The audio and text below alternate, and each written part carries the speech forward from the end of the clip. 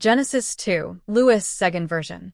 Thus the heavens and the earth were finished, and all the host of them.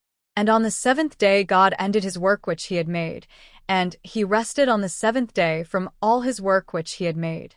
And God blessed the seventh day, and sanctified it, because that in it he had rested from all his work which God created and made.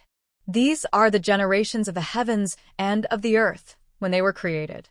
In the day that the Lord God made the earth and the heavens, and every plant of the field before it was in the earth, and every herb of the field before it grew. For the Lord God had not caused it to rain upon the earth, and there was not a man to till the ground. But there went up a mist from the earth, and watered the whole face of the ground.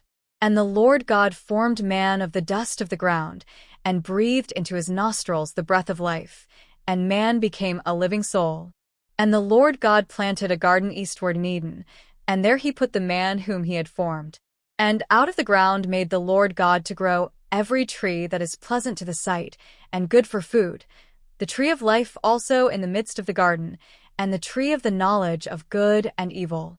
And a river went out of Eden to water the garden, and from thence it was parted, and became into 4 heads. The name of the first is Pison, that is it which compasseth the whole land of Havilah, where there is gold. And the gold of that land is good. There is bdellium and the onyx stone. And the name of the second river is Gin. The same is it that compasseth the whole land of Cush. And the name of the third river is Hiddekel, that is it which goeth toward the east of Assyria. And the fourth river is Euphrates. And the Lord God took the man, and put him into the garden of Eden to dress it, and to keep it.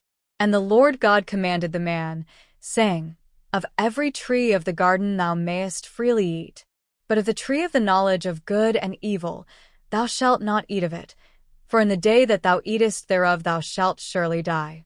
And the Lord God said, It is not good that the man should be alone. I will make him a helpmeet for him. And out of the ground the Lord God formed every beast of the field, and every fowl of the air, and brought them unto Adam to see what he would call them. And whatsoever Adam called every living creature, that was the name thereof. And Adam gave names to all cattle, and to the fowl of the air, and to every beast of the field. But for Adam there was not found an helpmeet for him. And the Lord God caused a deep sleep to fall upon Adam, and he slept. And he took one of his ribs, and closed up the flesh instead thereof.